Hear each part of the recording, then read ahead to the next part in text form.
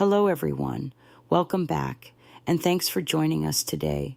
We have a brand new story to share with you, so let's get started. I never imagined at 56 my life would begin to unravel in ways I'd never prepared for.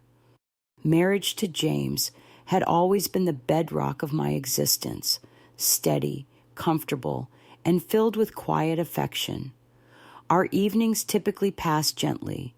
He would unwind after a long day at the office while I tended to my garden, losing myself in the calm rhythm of planting flowers or pruning rose bushes. Together, we had created a haven built on routine, trust, and subtle kindnesses. Yet, beneath the tranquility, I often wondered if we'd both grown so accustomed to each other's silent presence that we'd forgotten how to truly see one another. Then, one autumn afternoon, James proposed a dinner party at our home, inviting a few colleagues he'd grown particularly close to at the firm.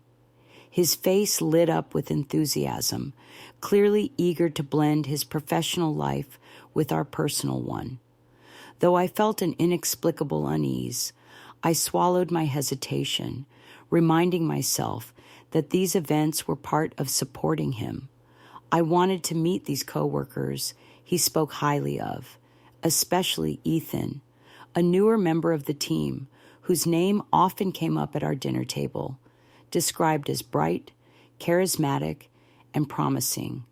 James respected him deeply, though I had yet to put a face to the name. A curiosity stirred within me about Ethan. Something about the frequency of James's praise piqued my interest, though I couldn't quite place why.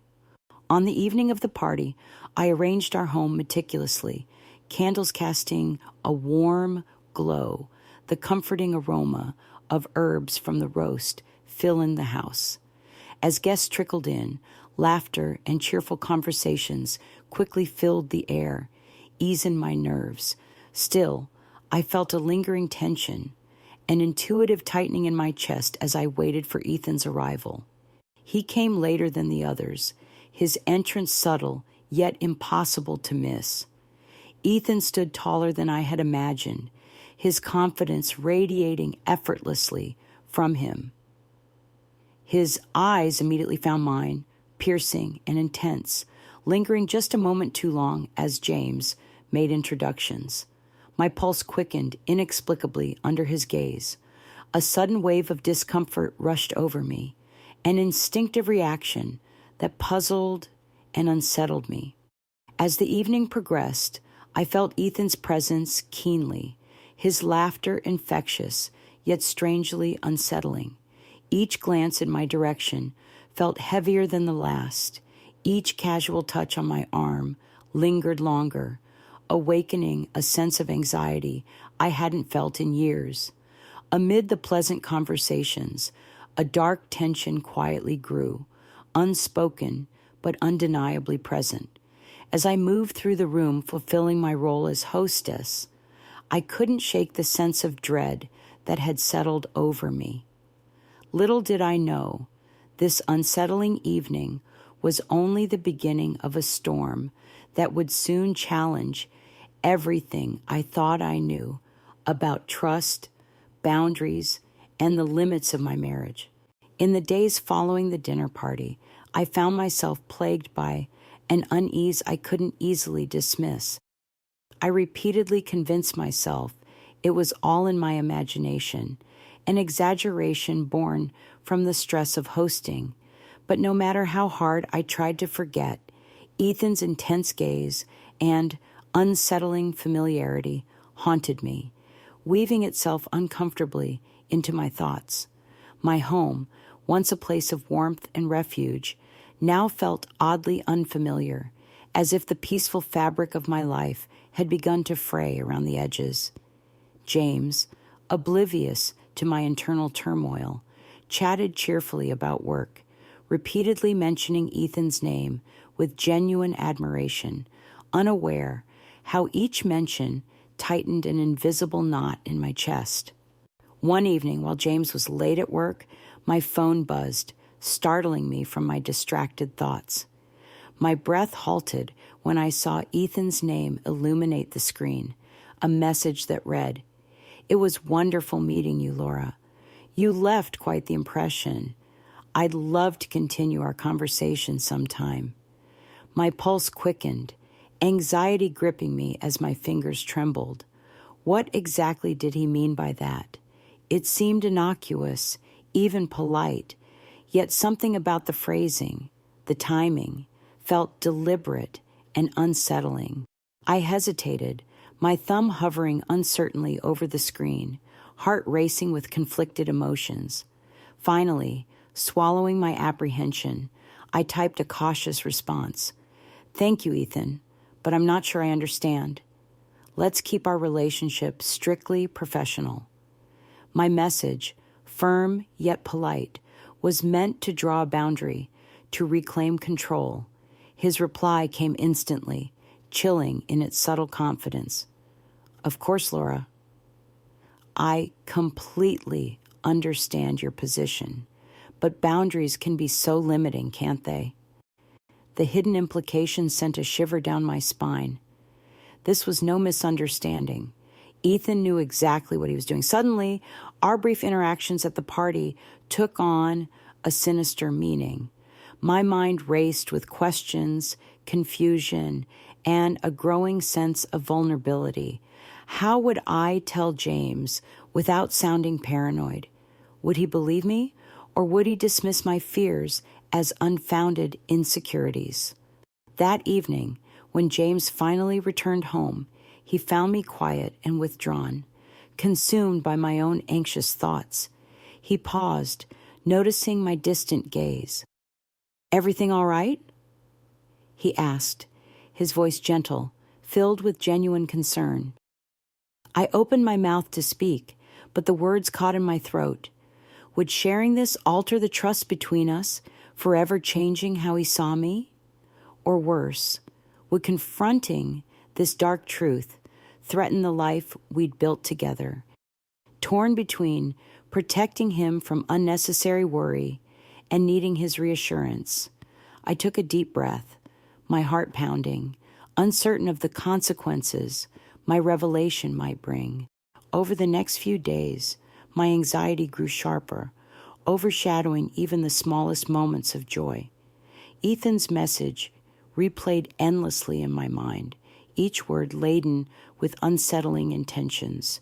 I tried to immerse myself in daily routines, grocery shopping, gardening, preparing meals, but his presence haunted me like an unshakable shadow. Every unexpected sound startled me. Every unfamiliar number on my phone made my heart pound with dread. I was drowning in a secret that I wasn't sure how to share, afraid of what James might think or say, yet increasingly desperate for support. Then, on a rainy Wednesday afternoon, while James was still at work, my phone vibrated again. The familiar dread twisted painfully inside me. Ethan's name flashed mockingly on my screen, and the message was short but disturbingly intimate. "Laura, have you reconsidered our little talk? I hate to think we're getting off on the wrong foot." My fingers trembled as anger surged through me. This had gone far enough. Determined to confront him, I quickly typed back, "Ethan, your behavior is inappropriate. I've made my boundaries clear. Please respect them." My pulse raced as I sent the message, my hand shaking violently from both fear and defiance. Silence stretched out unbearably before his reply arrived. "You misunderstand me, Laura. I just thought we shared a connection. If you insist, though, I'll step back. For now." That phrase, "for now," hung ominously in the air, a subtle but clear warning that this wasn't finished. I sat frozen, heart hammering, struggling to regain control of my breathing. Panic threatened to overtake me, and, for the first time, I realized just how vulnerable I truly was. This was no longer a vague discomfort. This was real danger, encroaching upon the edges of my safe, predictable world. That evening, I knew I couldn't face this alone any longer. When James came home, I guided him gently to the sofa, my voice strained as I finally spoke the words I dreaded. James, there's something you need to know about Ethan. He's been sending me messages, making me very uncomfortable. My voice cracked, tears threatening to spill. James's expression shifted swiftly from confusion to shock, then anger. Yet, beneath it, I could sense his pain, his guilt at having unknowingly introduced danger into our home. Laura, he said softly, gripping my hand with a reassuring firmness, I'm sorry I didn't notice sooner. We'll handle this together. You're not alone. In that instant, amidst my fear and uncertainty, I felt a surge of deep relief and profound gratitude. Yet I knew, even then, this was only the beginning of a battle whose consequences we couldn't yet fully foresee.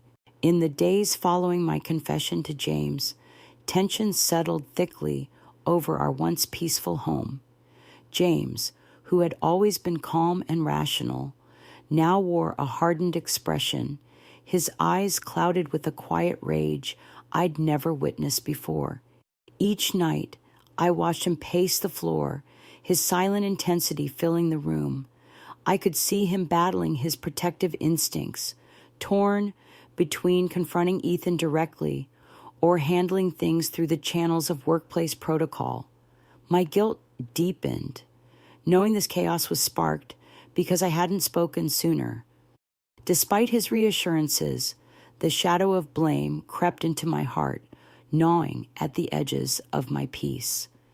Then, a few evenings later, just as we began to regain a fragile sense of normalcy, my phone buzzed sharply, breaking the uneasy silence between us. My stomach lurched, recognizing Ethan's number once again. This time, his message wasn't subtle. It was frighteningly clear. Ignoring me won't solve anything, Laura. We both know there's unfinished business. My breath caught in my throat, icy fear spreading through my veins. I turned instinctively towards James, whose eyes immediately locked onto my trembling hands. He didn't ask. He simply took the phone from me and read the words himself. The transformation in his expression was immediate, chillingly calm, yet fiercely determined. Without a word, James stood, grabbing his coat from the rack. Panic rose inside me as I reached out to stop him.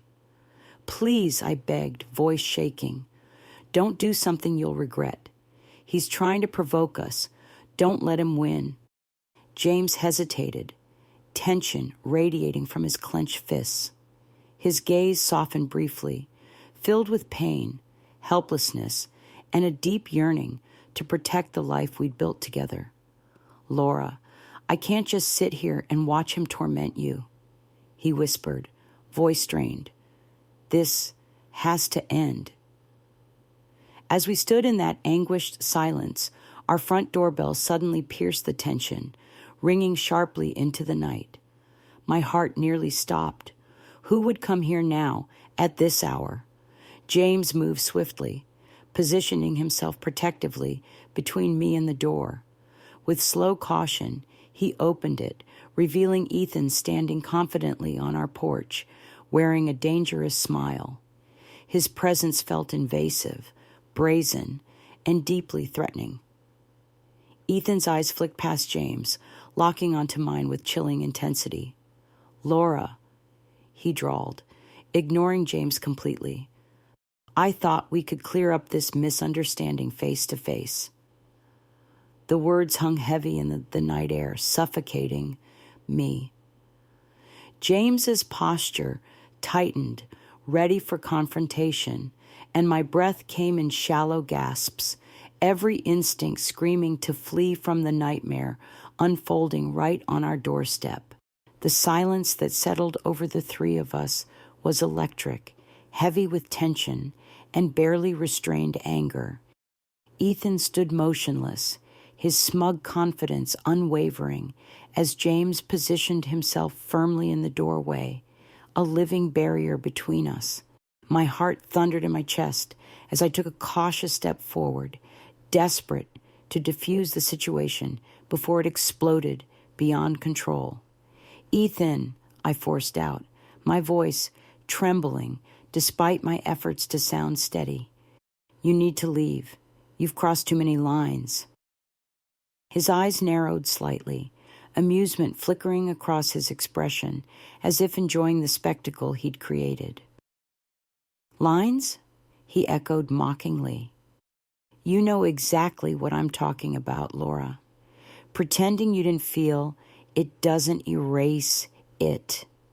James moved forward abruptly, his voice low, vibrating with controlled rage. "That's enough, Ethan. I don't care what fantasy you've built in your mind. This ends now. Stay away from my wife." Ethan's lips twisted into a bitter smile, his gaze never leaving mine. "She can speak for herself," he taunted softly, deliberately baiting James further. In that instant, something snapped inside James. Without warning, he lunged forward, grabbing Ethan by the collar, forcing him backward onto the porch. My scream broke free, echoing through the darkness as I ran after them, panic surging. "James, please," I begged, gripping his arm desperately, trying to pull him away. "He isn't worth it." James hesitated, his grip loosening just enough for Ethan to wrench free, stumbling backward, but still smiling defiantly.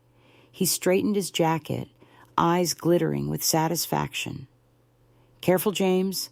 You wouldn't want your temper getting you into trouble," he sneered, his words laced with thinly veiled threats. "This isn't over." As Ethan retreated into the shadows, James stood rigid, breathing heavily, fists clenched. Slowly, he turned to me, anguish and guilt etched deeply into his face. "I'm so sorry," he whispered hoarsely, pain raw in his voice. "I couldn't let him hurt you anymore." Emotion choked me as I reached for him, pressing my face into his chest. His heartbeat hammered beneath my cheek, a frantic rhythm matching my own. We stood there, tangled in mutual fear and relief, as the night around us grew silent once more. But even as we held each other, the unsettling truth lingered in the air. Ethan's parting words weren't empty threats.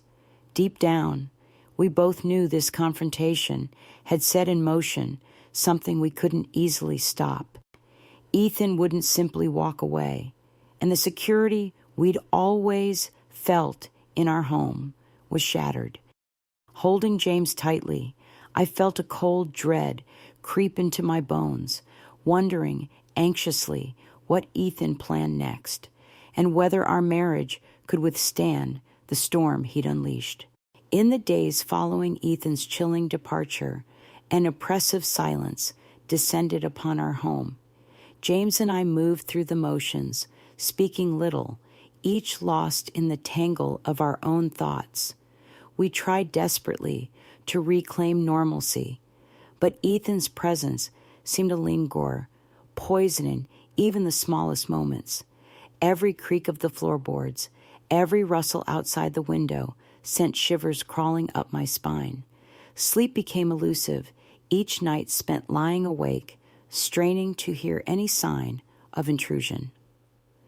One evening, as darkness settled thickly outside, my phone buzzed. I glanced down, my heart lurching painfully, when I saw Ethan's name flash across the screen. I wanted to ignore it, to pretend this nightmare wasn't real, yet something compelled me to open the message. My hands shook uncontrollably as I read his words. "You can block me, but you can't ignore the truth. We both know how you really feel." My breath caught sharply, panic squeezing my chest. James, noticing my distress, gently took the phone from my trembling hands. Anger flared in his eyes as he read Ethan's taunt. "This is harassment," he muttered darkly, gripping the phone tightly. "I'm going to end this." "James, please," I pleaded softly, terrified of what might happen next. "He's dangerous. Maybe we should call the police." James hesitated, torn between his instinct to protect me and the unsettling fear that Ethan's obsession was spiraling into something darker, something neither of us could control. Finally, he nodded solemnly. "You're right," he whispered, defeat heavy in his voice. "We can't handle this alone anymore." Later that night, an officer sat at our kitchen table, scribbling notes as James recounted the threats, the harassment, the unsettling encounters. The officer listened carefully, but his expression remained unreadable. My heart sank when he finally spoke, choosing his words carefully. "We'll investigate, but without direct evidence of violence or explicit threats, our options are limited. Keep your doors locked, install cameras if you can, and contact us immediately if he approaches again." As he left, a wave of hopelessness settled over me. James pulled me into his arms, trying to reassure me, but the tension in his body betrayed his own fears. We both knew Ethan wouldn't stop at mere words. He had already crossed lines we thought unbreachable. What was next? That night, lying awake beside James, fear seeped into every fiber of my being. I knew Ethan was out there, waiting, watching, planning his next move. Our once peaceful life now felt fragile, balanced precariously on the edge of disaster. As darkness closed around me, I couldn't help but wonder how far Ethan would go, and whether James and I would be strong enough to survive the coming storm. In the days that followed, a suffocating anxiety settled into every corner of our lives, making even ordinary tasks feel daunting.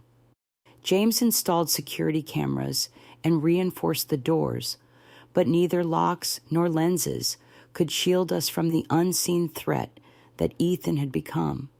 The very air around us felt thick with anticipation, each passing day an unbearable countdown to whatever sinister plan Ethan might be harboring. Then, on a cold Friday evening, as darkness blanketed the house in eerie shadows, a sudden knock at the front door shattered our fragile sense of safety. My heart leaped into my throat as James rose cautiously, eyes meeting mine in silent acknowledgement of our shared dread. Gripping my phone tightly, fingers hovering above the emergency number, I watched as he approached the door and peered through the small window beside it. "It's Ethan," James whispered, voice tight with controlled anger. My pulse quickened, panic surging through me. "Don't open it," I pleaded desperately, but before James could respond, Ethan's voice pierced the silence from behind the locked door, calm and chilling. "I just want to talk, Jenna. You owe me that much." James clenched his fists, jaw tight with rage. "Get away from our house, Ethan. You've done enough." There was a pause, and then Ethan laughed, a low, humorless sound that made my skin crawl. "You can't keep me out forever. Jenna knows why I'm here. She understands." "Leave," James said sharply, his voice vibrating with fury. "Or I'll call the police." Another silence stretched painfully between us, broken only by the rapid pounding of my heart. Finally, Ethan's footsteps retreated, fading into the night, leaving behind a silence somehow more terrifying than his presence. James locked eyes with me, his expression haunted. "This can't continue," he said softly, the weight of helplessness heavy in his voice. "We need to leave, even if just for a while. Somewhere he can't find us." I nodded numbly, tears welling as relief mixed with the lingering dread. Where can we go that he won't follow? James drew me into his arms, holding me tightly. We'll figure it out together. That night, sleep eluded us entirely. Every creak, every whisper of wind sent shivers through me. Ethan had made his intentions clear. He would not stop until he reached me. His obsession was no longer something abstract. It was real, dangerous, and growing closer by the moment. As dawn finally approached, a new, chilling realization settled over me. Running might keep us safe temporarily, but sooner or later, we would have to confront Ethan head-on. And when that moment came, I feared we wouldn't be ready. As dawn broke, casting pale streaks of sunlight across the room, the silence felt louder than ever, an oppressive quiet that amplified every unspoken fear. James had barely slept, his face lined with worry, the shadows beneath his eyes betraying his deepening exhaustion. We had spent hours debating our next move, every option seeming inadequate against the persistent threat Ethan had become. Yet, beneath the fear and uncertainty, a quiet resolve was beginning to take hold of me. I could not let Ethan control our lives any longer. It was time to confront him directly. Late that afternoon, my phone buzzed, an unknown number. My heart sank, dread pooling in my stomach as I opened the message. Meet me alone tonight, Jenna. Let's settle this. If you don't, you'll regret it. My fingers trembled, fear and anger warring within me. James read the message over my shoulder, his face darkening with fury. Absolutely not, he said immediately, his voice firm. We'll go to the police. He's crossed a line. But they haven't helped before, I whispered, tears stinging my eyes. He'll never stop unless I face him. I need this to end. James took my hands, his eyes desperate. It's too dangerous, Jenna. He's unpredictable. We don't know what he's capable of. I squeezed his hands, drawing strength from his presence. James, I can't live like this. We can't live like this. If I don't go, he'll never stop. It's me he wants. I have to do this, for both of us. Finally, with a heavy sigh, he nodded reluctantly. I'll follow you. I'll stay hidden, but I won't leave you alone with him. The night came quickly, cloaking the world in darkness, the cold air biting sharply against my skin as I stood in the empty parking lot Ethan had chosen. The streetlights cast distorted shadows, heightening my sense of vulnerability. My heart thudded painfully in my chest, my eyes scanning desperately for any sign of Ethan or James. The silence stretched unbearably until I heard footsteps behind me. I turned sharply, breath catching in my throat. Ethan stepped into the faint glow of the street lamp, his expression unreadable. I knew you'd come, he said quietly, his voice carrying a dangerous calm. What do you want from me, Ethan? I asked, my voice trembling but determined. He took a step closer, eyes intense, unblinking. You know exactly what I want, Jenna. I want what we had before James. I won't let you go. As I stared into his eyes, a cold shiver ran down my spine. This confrontation had barely begun, yet I already felt trapped, cornered by a man who would stop at nothing to reclaim what he believed was his. And at that moment, as fear closed around me, I wondered if I had just made the biggest mistake of my life.